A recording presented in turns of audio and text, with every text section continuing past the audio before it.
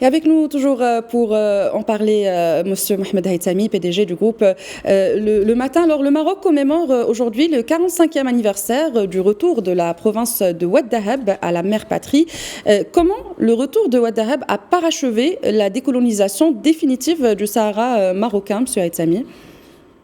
Écoutez, ce parachèvement a permis d'abord de manière définitive d'éliminer les velléités algériennes et de ériger cette région au fil des ans en véritable hub et en véritable ouverture sur le continent.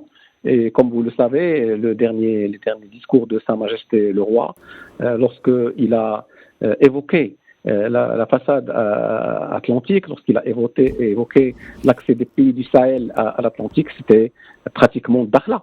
Aujourd'hui, avec son port, avec ses infrastructures, avec tout ce que tout ce que Sa Majesté, ce dont Sa Majesté avait parlé, notamment d'économie bleue, de carrefour. Entre le nord et le sud, entre l'Europe et l'Afrique.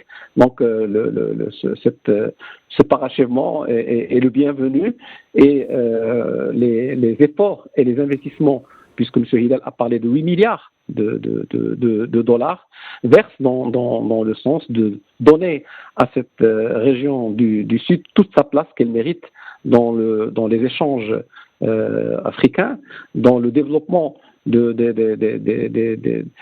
investissements et des infrastructures et dans le désenclavement de ces pays. Ne pas oublier aussi le gazoduc.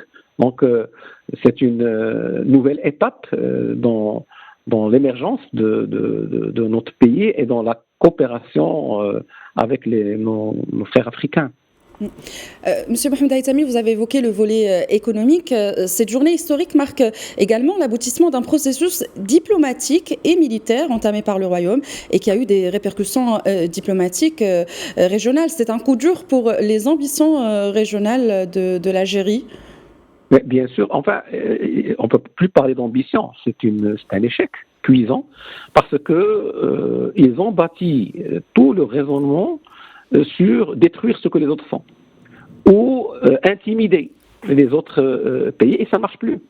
La nouvelle géopolitique, le nouveau paradigme vont dans le sens de la coopération, vont dans le sens de la solidarité. C'est ce qu'apprenait la diplomatie marocaine, qui a fait preuve d'une très grande constance sous l'égide de Sa Majesté le Roi.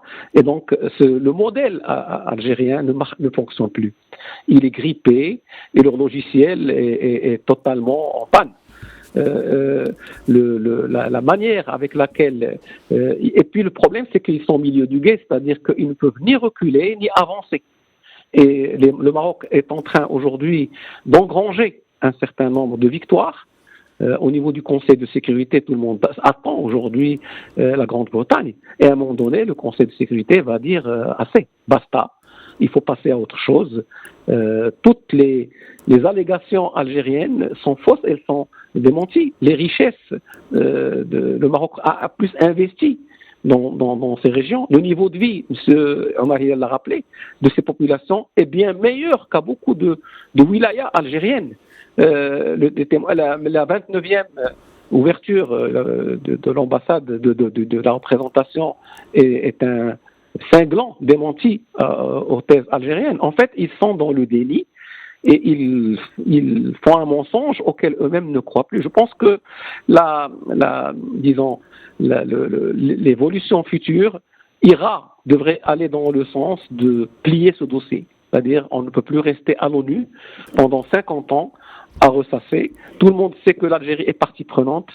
Il y a eu 20 résolutions successives qui démontrent la prééminence de la proposition marocaine. Le dernier message de M. Macron était très très clair sur le sujet. Et surtout aujourd'hui, M. Hidal l'a bien dit, ces territoires-là, marocains, attirent des investissements, attire les investissements. Et lorsque vous avez un investisseur qui vient, ça veut dire qu'il croit dans la stabilité du pays, il croit dans le dossier juridique de ce pays, que plus rien ne sera remis en cause. Et donc, c'est amusant de voir un petit peu ce comportement de déni qui va droit vers le mur. Je ne peux pas en dire plus. Monsieur Mohamed Haytami, je rappelle que vous êtes PDG du groupe Le Matin. Merci d'avoir répondu à nos questions.